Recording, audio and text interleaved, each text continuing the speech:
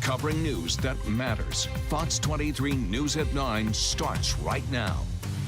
World Cup excitement is strong in Tulsa. While we're not one of the host cities, fans came out for a big outdoor watch party tonight in the city. So glad you're with us. I'm Shay Rozzi. And I'm Nathan Thompson. The watch party fun is at One Oak Field, where FC Tulsa plays its matches and the Drillers play their baseball games. Tonight, though, it's the place to be for soccer fans to watch the World Cup together. Fox 23's Paige Orr is live at the stadium in downtown Tulsa. Look at that. Paige, what a fun atmosphere. You got Hornsby there. Yeah. That's right. We're having a blast out here, guys. I've got Hornsby. There's a ton of fans out here. It's the halftime right now, but the fun is still going on. There's a ton of fans, a ton of blankets, and a whole lot of fun. The Tulsa Drillers opened the stadium gates to transform the ballpark into a giant fan zone. Fans packed the lawn for free to watch Team Mexico take on South Korea on the stadium's Jumbotron. The Martinez family watched Mexico's first game in Mexico City, but they said this is the second best place to watch. Thank you for having this idea in support of the Mexico fellowship and all the people who love football. Thanks for Tulsa to doing this. So you guys doing it for our people. So God bless Tulsa and America. The stadium is no stranger to soccer games. One Oak Field is home to FC Tulsa. And what's a watch party without snacks? They have specials on wings, hot dogs, and drinks. And if you missed out on the fun tonight, don't worry. The gates will be open again tomorrow for the U.S.-Australia game. Kickoff is at 2, but these gates will open at 1. With Hornsby in Tulsa, I'm Paige Orr covering News That Matters. And if you can't make it out to tomorrow's watch party at One Oak Field, you can just watch the match right here on Fox 23. Let's take a live look outside now through the Fox 23 Skyview network. It's staying cloudy and feels kind of cool out there after parts of Green Country saw rain and a few storms. Tulsa's chief meteorologist James Adelot is in the Burr Graph Fox 23 Severe Weather Center with a look at what to expect overnight and to start your Friday. Yeah, we've had cloudy skies most of the day, a lot of rain just north of Tulsa, close to the Kansas state line, where some spots in northern Nowata County probably picked up more than 3 inches of rain, at least according to radar rainfall estimates. And right now we have persistent heavy rain that has triggered a flash flood warning in parts of southern Kansas. Here's the state line. Here's our Kansas City, and there's that flash flood warning south of Wichita. These showers slowly moving to the southeast, but they're also breaking up as they move southeast. But we will see a gradual increase in rain and thunder as we head overnight and into tomorrow morning. Most of us start at 67 degrees. Looking outside right now, it is a beautiful 65, and yes, it is mid-June. Coming up in just a couple of minutes when it'll start feeling more like June when the 90s return. In our Fox 23 You Decide coverage, one day after Jackson Lohmeyer suspended his congressional campaign, the tabloid The Daily Mail published a story today saying the Tulsa pastor, who is endorsed by President Trump, confessed to them he did more than send romantic texts to a former Miss Oklahoma USA. He had an affair with her. As Fox 23 has reported, Lohmeyer posted on social media this week before the primary election that he crossed a boundary line through text messaging, but also implied the first Daily Mail story may have been paid for. The communications cherry-picked to create an impression that is not accurate. But now in a story published today, the Daily Mail says Lohmeyer confessed to them that it was a full-blown affair that happened in 2022 and that the texts were real, including the ones from last month. Lohmeyer suspended his congressional campaign yesterday after securing a spot in the August runoff against now presumptive Republican nominee Mark Tedford. President Trump also rescinded his endorsement of Lohmeyer and is now backing Tedford, the state representative from Jinx. Fox 23 has made multiple attempts to contact Lohmeyer's church, Sheridan Church, but our calls have not been returned. Sheridan Church also deleted its Facebook page, and Lohmeyer has now removed his account from the social media platform X. We are following breaking news. Claremore police are on the scene of a standoff. This is happening at a house near Seminole and Patty Page Boulevard. There are several police officers on that scene. They're using a megaphone to ask someone to come out of the house because they have a warrant for their arrest. We have a photojournalist on the scene to gather more information for you, and we'll bring that to you just as soon as we learn more. New at 9, a person is in the hospital after getting shot in the head in what Tulsa police are calling an attempted robbery. It happened near North Lewis and Mohawk Boulevard this afternoon. Police say 2 people robbed the victim, taking his wallet. Then the victim shot at them, hitting one of them in the head. The person who was shot was taken to the hospital in critical condition. The other suspect is still on the loose. Police are working on getting a description of the car they were in. We'll update you when we learn more here on air and online at fox23.com. Covering news that matters in Muskogee, the county sheriff's office says Cheyenne Hamilton and Donald Philippi Jr. are accused of giving their newborn baby boy to a woman. Then investigators say they discovered the couple may have given another child to their landlord to lower their rent. These are their mugshots. Both are charged with child neglect, desertion of a child, and trafficking a child. The Muskogee County Sheriff's Office says it's still looking into those accusations, but confirmed there is reason to believe the claims are true. A young girl was found in the custody of the landlord, and investigators say she could belong to the couple. Deputies are currently waiting on DNA results to find out for sure. Also in Muskogee, a Wagner man drowned after jumping off a cliff. The Oklahoma Highway Patrol says it happened last night near the Silver Canyon RV Ranch by West 83rd Street South and Oaktaha Road. The OHP report says the victim, 21-year-old Tavion Williams, jumped off a cliff, went in the water, and did not come back up. His body was recovered this morning. Covering news that matters in Tulsa, Mayor Monroe Nichols announced the city's first own Department of Emergency Management instead of being part of the combined office with the county and other jurisdictions. The department is meant to help coordinate resources for the city when severe weather happens. The mayor talked about how they talked with county and state partners to discuss how the city could run the new department, including practices to implement. Now, the mayor and Public Safety Commissioner Laura Roberts talked about why the new department is necessary. So most importantly, I think Tulsans should know that we are prepared today. We have exceptional people serving this community, and this investment ensures they will have the support they need for tomorrow. This new department will allow us to build layers of expertise and institutional knowledge inside our city operations so that preparedness doesn't depend on any one person at any one moment in time. The search for support staff and a director for the department is happening later this summer. Tulsans interested in learning more about their family history are hearing from forensics experts in the Greenwood Cultural Center this week as part of a genealogy workshop. It's held by the city of Tulsa. The workshop is just one piece of the city's larger effort to empower community members to better understand their genealogy as it works to find victims and descendants of the 1921 Tulsa Race Massacre. Sometimes people discover unwanted surprises. Maybe there was an uncle who had another family and you find a cousin you didn't know about. But then there's the amazing surprises of your family's been in Oklahoma longer than you imagine. I personally found out that my family has been here before statehood as both freedmen and as members of the Muskogee Creek tribe. The workshops are drop-in style. The city says the goal is to make sure you walk out with the tools to research your own family tree. Tomorrow's workshop sessions focus on African American and Native American genealogy. People can sign up online for one-on-one appointments with a genealogist. We have the link for you in this story on fox23.com. With Juneteenth tomorrow, the Tulsa Police Department is letting drivers know which roads may be blocked off due to the celebration. According to police, much of the festivities will affect the Greenwood area, which encompasses parts of North Tulsa and downtown. The main festival starts on Saturday, with other events happening throughout the weekend, including a prayer walk tomorrow morning at 8, live music tomorrow night at 7, and a 5K run Saturday morning. If you are passing through those areas, police want you to be mindful of your surroundings and give yourself extra travel time. The Cherokee Nation will also observe Juneteenth tomorrow in Tahlequah. Principal Chief Chuck Hoskin Jr.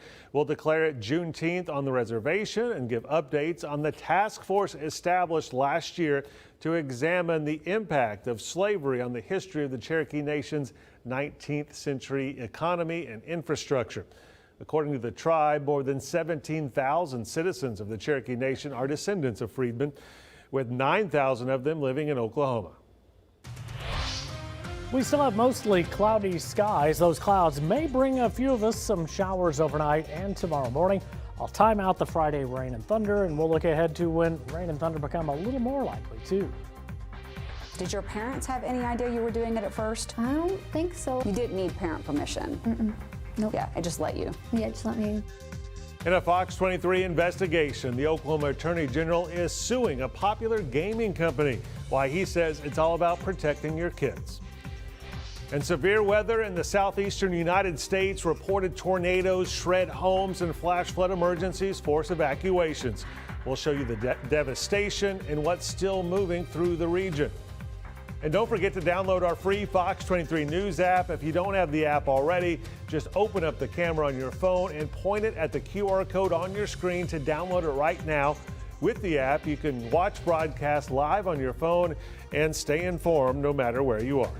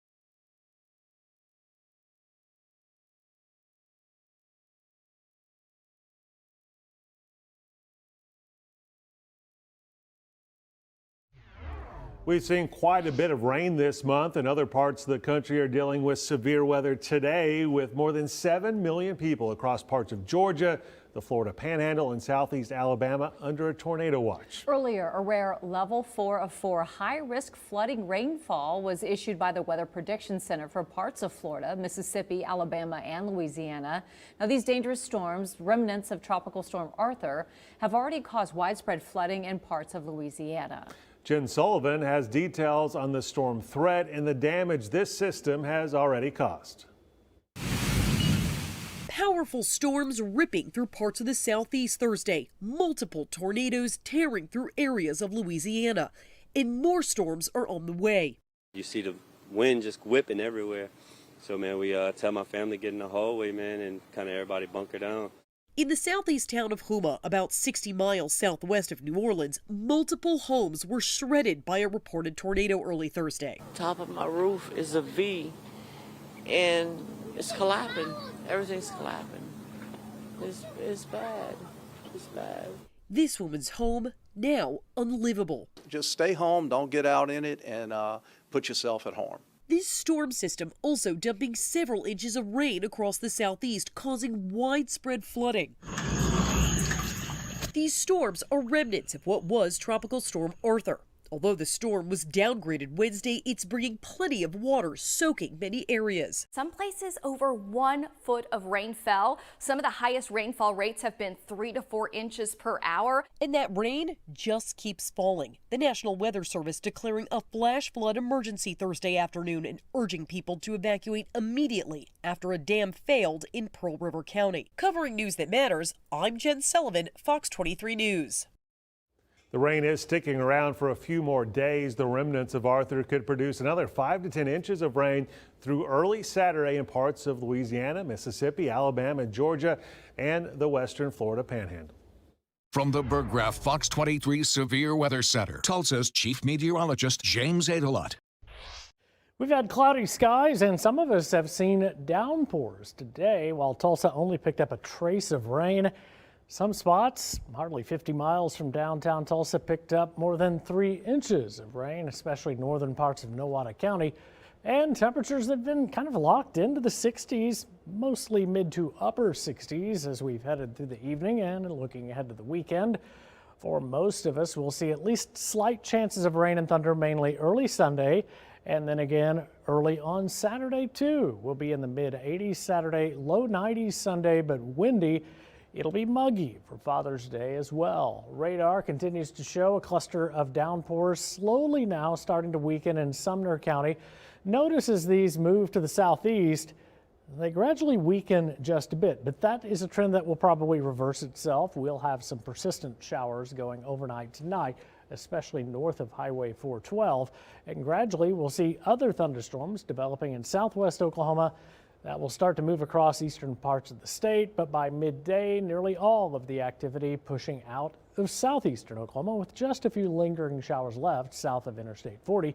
We are all in the mid to upper 60s right now, except Coweta at 70, 65 in downtown Tulsa. As we take a look at our severe weather risk, like today, 1 or 2 of those thunderstorms could pulse up briefly to severe levels as we head through the weekend, but late Sunday night and Monday morning, there will be a more elevated severe weather risk with a more significant complex of thunderstorms that looks like it'll come our way. Tomorrow midday, light southeast winds should be really nice. Most of the showers continue to push to the southeast. Temps will be in the upper 60s and low to mid 70s. We'll see mid 60s tomorrow morning, a few scattered showers and thunderstorms around. And as we check out the rest of that 5-day forecast, we will keep tomorrow at a yellow level weather impact, mainly with the rain and thunder threat tomorrow morning. Saturday and Sunday, the highest chance of rain and thunder comes each morning. Monday, rain and thunder likely in the morning. That overnight thunderstorm complex coming in Sunday night into Monday morning. Temps, though, only in the mid 80s Monday and Tuesday, and we will hang on to some showers and thunderstorms into Tuesday as well. And we'll continue to update you on the timing of more rain and thunder on the way through next week, too. I owe to the people of this city and the people of these surrounding neighborhoods. The Obama family and many others attended a ceremony in Chicago celebrating the opening of Barack Obama's new presidential center. What else the former president had to say about the city that has given him so much? From NIL deals to poaching coaches, the latest from Washington as Congress tries to tackle some of the biggest challenges in college sports.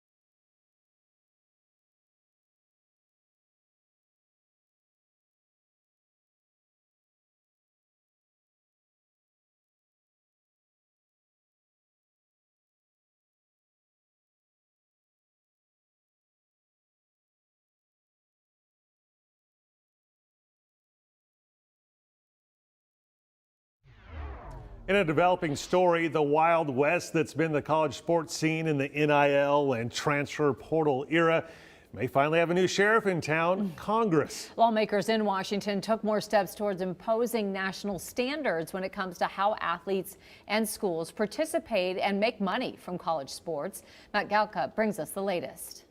Is there any discussion? The Senate took a significant step towards regulating the landscape of college sports. The bipartisan Protect College Sports Act passed out of the Senate Commerce Committee Thursday. I know that some say that because college athletics is so popular, Congress should not get involved. But high television ratings or rabid fan bases do not prove that the system is healthy. It just proves that the product is worth saving. The saving Congress is looking to do centers around multiple complaints fans have had about college sports. They include limiting athlete transfers and college eligibility, capping name, image, and likeness deal money, and stopping coach poaching by other schools in season. The bill also wants to provide an antitrust exemption for the NCAA so that schools could pool their media rights money together. I would note that there are a total of 24 conferences across the country that are enthusiastically supporting this bill. The NFL is supporting this bill. The NBA is supporting this bill. Major League Baseball is supporting this bill. NCAA President Charlie Baker also voiced support, writing on X, "Every sports league needs rules, and there are certain challenges to NCAA rules that only Congress can address." But the top two power conferences, the SEC and Big Ten, are still opposed, feeling they'd be unfairly targeted by provisions in the bill. Alabama Senator and former college football coach Tommy Tuberville said this week the bill goes overboard. Unfortunately, it gets too deep into the businesses of universities, conferences, athletic departments, while doing far too little to give the student athlete the stability and clarity that actually they need. The bill passed the committee 19-9 with bipartisan support. What we did today is say we are not going to let the most powerful, richest conferences dictate to the rest of America what's going to happen to 500,000 athletes. The next stop would be a full vote from the Senate. Whether or not it gets to that point is up to Senate Majority Leader John Thune, and changes can still be made to the bill. Reporting in Washington, I'm Matt Gelka. New at 9, do you think you could eat 72 ounces of steak in less than an hour with some friends? For reference, that's 4.5 pounds of cow. Do we have to include friends? Can we just eat it ourselves, right? Now, that question is something that some people at the Mother Road Market here in Tulsa decided to answer when they took on the Big Texan Roadshow's 72-ounce steak challenge. One of those people was FOX23 morning anchor Ron Terrell. This may prove to be the ultimate lunch on a budget if he and his friends can finish it all. The challenge also includes a baked potato, a side salad, shrimp cocktail, and a dinner roll. Now, if you fail to complete the whole thing, you have to pay $72. The Big Texan Roadshow took the trip from Amarillo as a way to celebrate the 100-year anniversary of Route 66. We talked to the president of the Route 66 Association about the importance of the Mother Road in our community. Because when you think of Route 66, you think of the Big Texan or Buck Adams or the Blue Whale. But then when you learn about these places, you learn like the Big Texan's a family business. You learn Buck Adams, was this brainchild of Mary Beth Babcock, or the Blue Whale's a love story. So you got to have the thing to hook them, so to speak, but then you get to learn more about the community. Now, in case you were wondering, Ron and his friends did beat the 72-ounce steak challenge. They seem like they're fanning themselves off. That's like steak sweats. Yeah, steak sweats. Time for a nap. 8 years in the crucible, and not once did you melt from the heat. The Obama Presidential Center held a special grand opening ceremony in Chicago. Hear what else the former First Lady said about her family's time in the White House and what Barack Obama said he learned from being president. Do you see how that could happen, how a predator could use that platform to try to get to a kid? Yeah, I could see it happening very easily. In a Fox 23 investigation, the Oklahoma Attorney General is suing the popular gaming company Roblox. The reason, he says, he needs to protect your kids.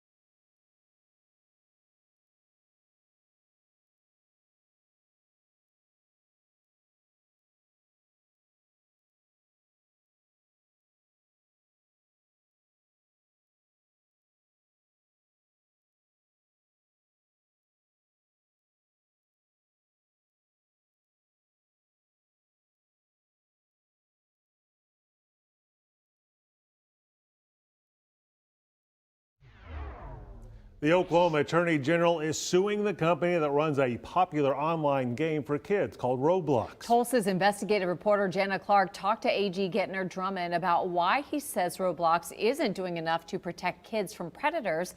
And she talked to a local girl who's played the game for years. It's her latest Fox 23 investigation.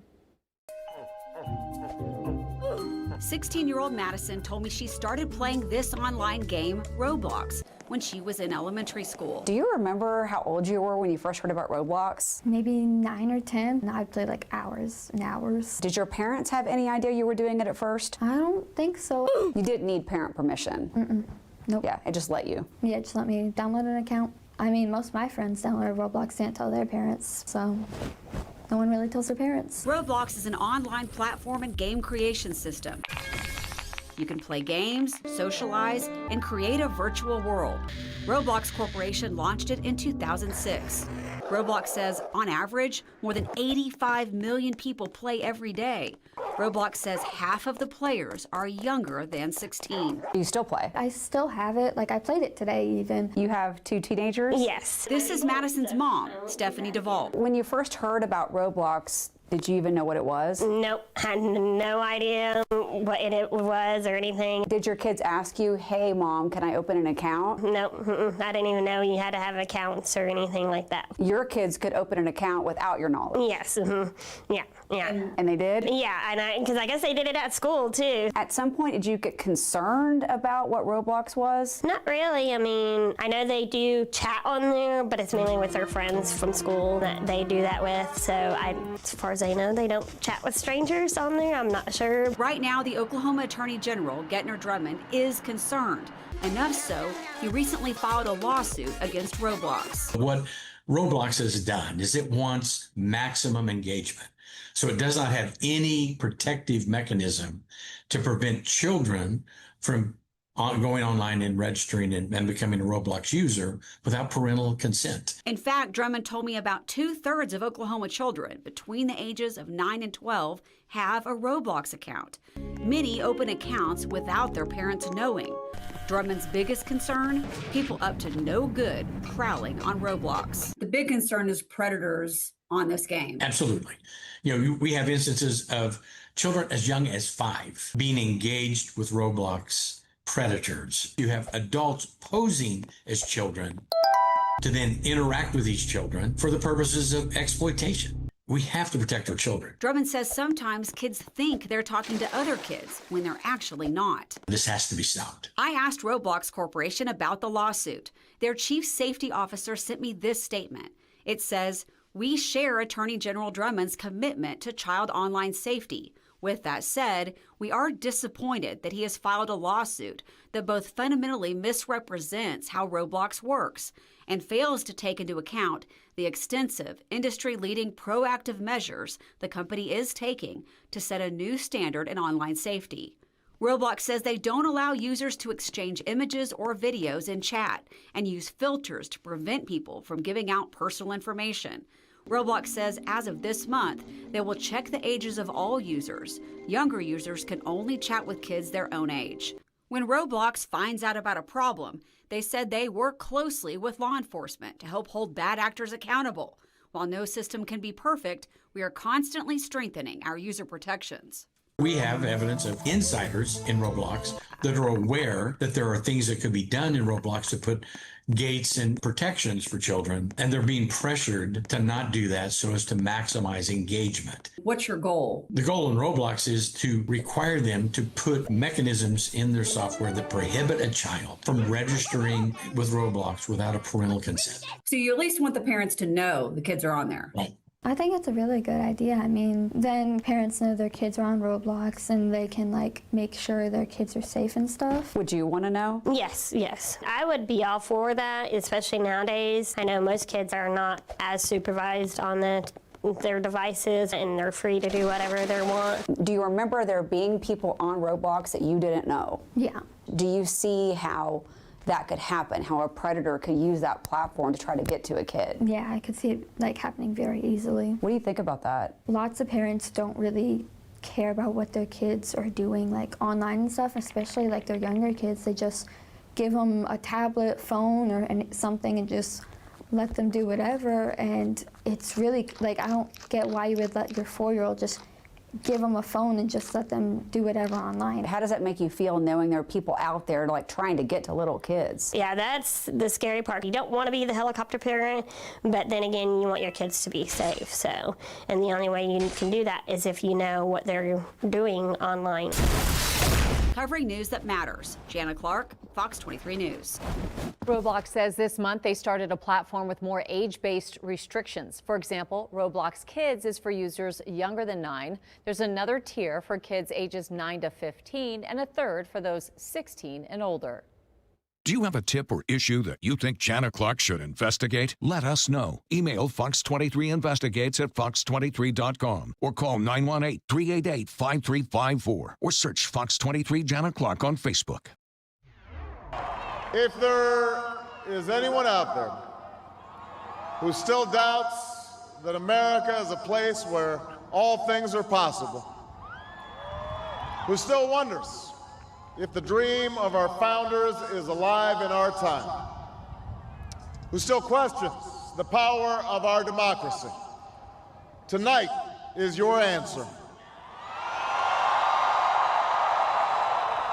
That's former President Barack Obama during his 2008 acceptance speech in Chicago to become president of the United States. Now, nearly 20 years later, the former president, a little older and a little grayer, is back in the same city that rallied behind him during his presidential run, this time to celebrate the grand opening of his presidential center. The center, almost a decade in the making, sits on more than 19 acres on Chicago's South Side and features a campus and museum that gives a glimpse into the Obama years in the White House. The former president talked about the city that taught him so much while he was making his way to the highest office in the land. I learned that leadership has less to do with titles or rank or chasing attention than with helping others find their voice, reaching their potential, and sitting around people's kitchen tables or on their back porches, spending time in church basements, in barbershops. I was reminded that everyone has a story to tell if you just care to listen. Former First Lady Michelle Obama was instrumental in the former president's back-to-back presidential wins. And the former First Lady brought tears to her husband's eyes with what she had to say. You told me all those years ago that you couldn't promise me the world, but you could promise me an interesting life. And of course, you outdid yourself and managed to give me both. I know it hasn't always been easy, but there hasn't been a single second through this experience that standing by your side hasn't left me in awe. 8 years in the crucible, and not once did you melt from the heat. The museum officially opens to the public tomorrow. The conflict in Iran may finally be coming to a close, but it may be a little more complicated than most think. The details of the memorandum and what Oklahoma U.S. Senator James Lankford is saying.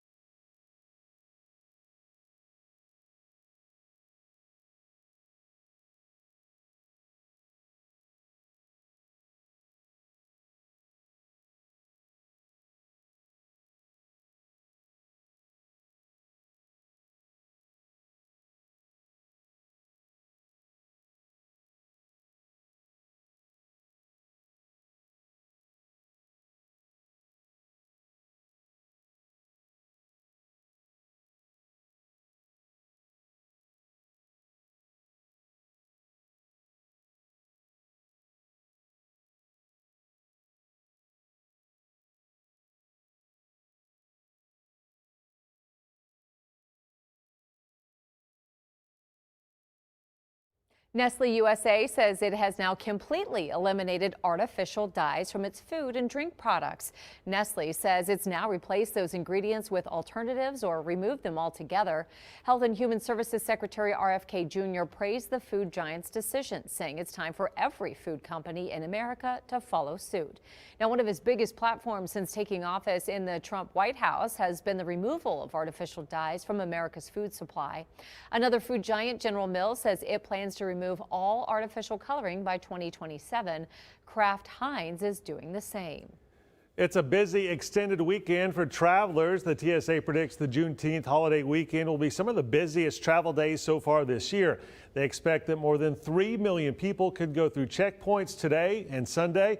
The agency suggests you get to the airport early and also check with your airline. They say you should also make sure your luggage is empty before you start packing to avoid accidentally traveling with prohibited items. It's quiet right now, but I'll show you where the first showers are starting to develop and how many of us could see some rain overnight and tomorrow morning. The U.S. and Iran signed a memorandum of understanding to end the war, but there are still a lot of details left to figure out. What we know about the deal so far.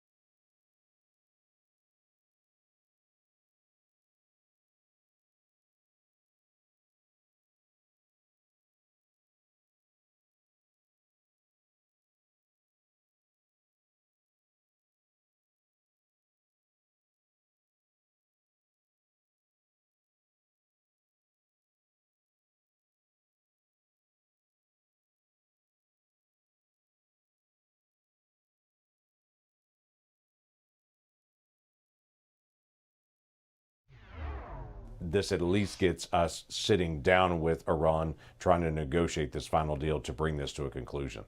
That was Oklahoma U.S. Senator James Lankford commenting on the memorandum of understanding between the United States and Iran. Feelings on the deal are mixed. Some people think it's a victory for the U.S. Others see it as an American surrender. But one thing remains clear. Many of the toughest issues have yet to be resolved. Kayla Gaskins reports from Washington.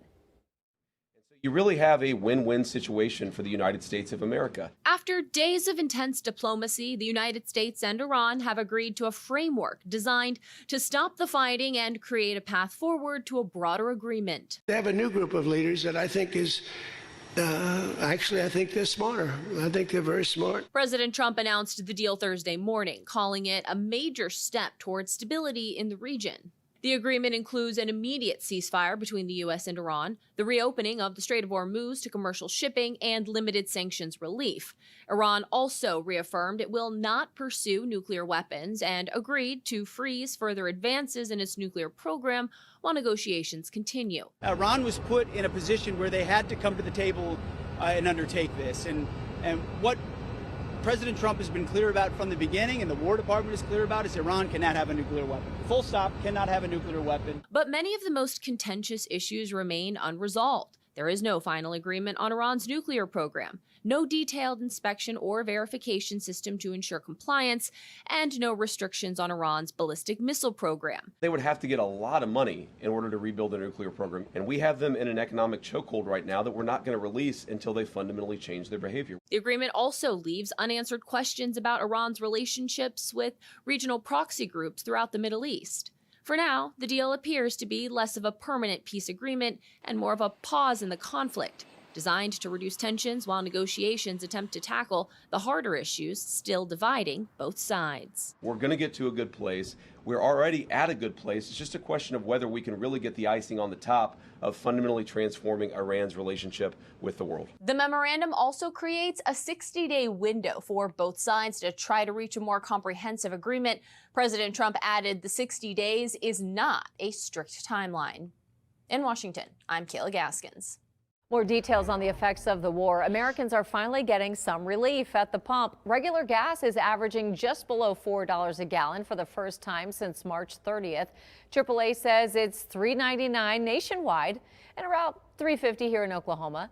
Brent and WTI crude are trading below $80 a barrel. That follows a wartime high of more than $114 a barrel for the global benchmark.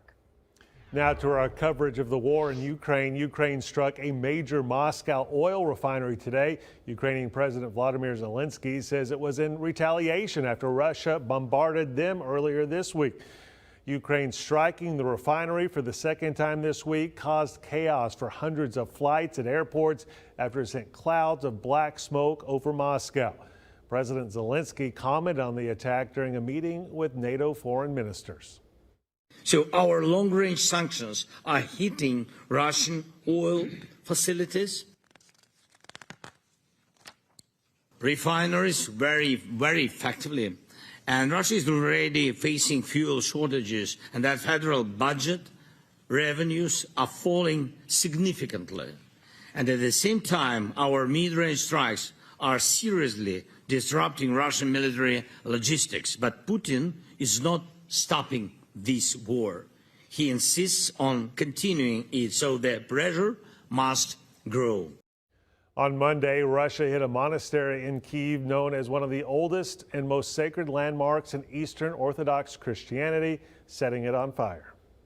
The National Science Foundation says it will not dismantle any more of its monitoring instruments and oceans. Over the past 10 years, the organization has deployed about 900 devices deep in the waters of the Atlantic and Pacific Oceans.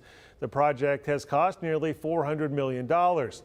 Last month, the foundation announced it would begin pulling up the equipment in a de-scoping of its network. Scientists blasted that decision, noting that ocean monitoring is critical to understanding its changes and the climate. Yesterday, the Senate passed a bipartisan bill blocking the use of federal funds to tear up the system. Then today, the NSF said it would not remove any more instruments and will work to determine a sustainable path forward. From the Berggraf Fox 23 Severe Weather Center, Tulsa's chief meteorologist James Adelot. Things have been quiet today in Tulsa. We were in the 90s yesterday. Today we struggled up close to 80. The clouds moved in. We've seen some showers around, and tomorrow morning there will still be a few showers, and temps will be in the low to mid 60s for nearly all of us. And as we look ahead to the weekend, one day away, we'll get there. 80s Saturday, 90s windy and muggy on Father's Day, with the highest chance of a shower or thunderstorm both days coming early in the morning. As we check radar right now, we still see a cluster of strong thunderstorms right now. The strongest of those just to the west of Arkansas City. That's going to slide into Kay County as it continues to move to the southeast, maybe producing a little bit of hail right now. As it slides down toward Bremen and Newkirk, we'll keep a close eye on it. I don't expect it to last long, but what will happen overnight, Some widely scattered showers start to form. In fact, a bigger cluster of thunderstorms will scoot across southeastern Oklahoma.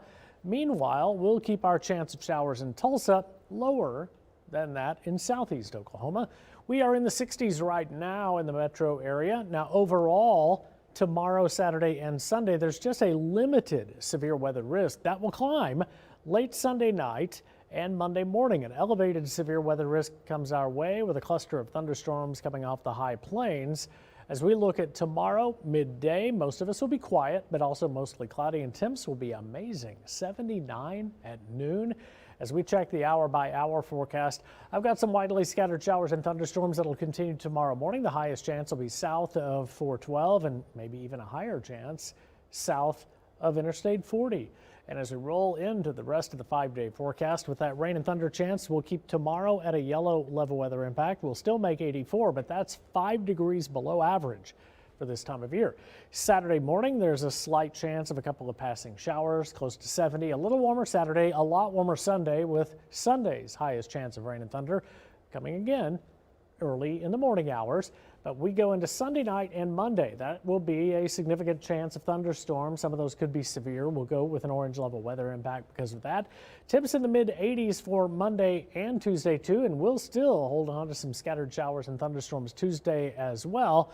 And coming up in just a couple of minutes, we'll check that 10-day outlook and look ahead to more rain chances next week too. An elephant in Oklahoma City gets an experimental vaccine to battle a unique disease. That story and more news from across the state in tonight's Oklahoma in a Minute, next.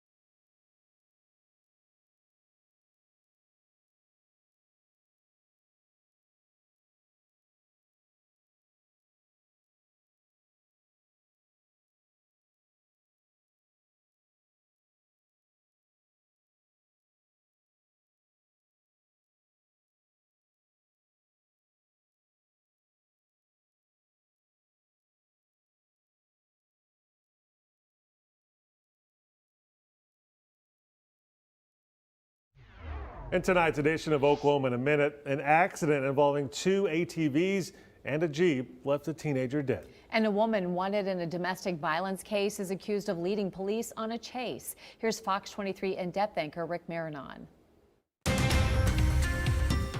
Our look at news across Oklahoma in a minute begins in Marshall County, where authorities say 32-year-old Sabrina Doggard led law enforcement on a chase after fleeing during an investigation involving children. Deputies ended the pursuit with spike strips. Doggard was booked on charges, including attempting to elude, DUI, driving without a valid license, and aggravated assault on a police officer, and she's likely headed back to Texas for more charges, too. In Lone Grove, a 16-year-old is dead after a crash involving two ATVs and a Jeep. Troopers say the teen was riding when he hit the back of another ATV, was thrown from the vehicle, and struck by an oncoming Jeep. He later died at an Ardmore hospital. Troopers say none of the ATV riders were wearing a helmet, and it is one of two deadly ATV crashes involving children in southern Oklahoma Wednesday. In Oklahoma City, an endangered elephant calf at the Oklahoma City Zoo is making history in treatment for a devastating virus. Xerxes is the zoo's first elephant to receive a groundbreaking vaccine for EEHV, a disease that affects both elephants and human care workers. That's a look at news across Oklahoma in a minute. New York City, this team has done it. The New York Knicks are NBA champions. No one's cheering louder than our producer right now, though. New York City is still rocking after the Knicks broke a 53-year-long NBA championship victory drought with their recent win against the San Antonio Spurs over the weekend. They held what many consider to be the largest ticker tape parade in the city's history today.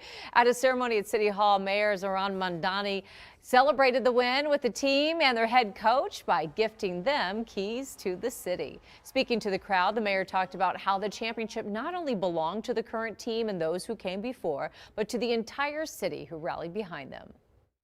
Over these past weeks, as the Knicks kept winning, our city has come together as one. Neighbors invited neighbors over. Strangers high-fived one another in the street. Subway conductors sang their announcements and bus drivers danced behind the wheel. So often when this city comes together, it is because we are forced to, by a moment of tragedy or adversity. What a gift it is to be brought together by pure, unfiltered joy. A gift indeed. Also during the parade, fans of the team held a Jalen Brunson look-alike contest. Wish we saw some of that. Knicks fans have even more to look forward to. Ben Stiller is working on a documentary about the New York Knicks' historic NBA championship run. The actor, filmmaker, and Knicks superfan confirmed the doc on social media, saying he couldn't be more excited to make it. Stiller is directing it in partnership with A24 and HBO.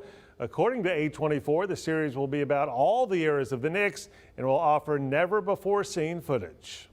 Thanks so much for joining us for this online edition of Fox 23 News at 9. We'll see you on air for Fox 23 News at 10 after soccer.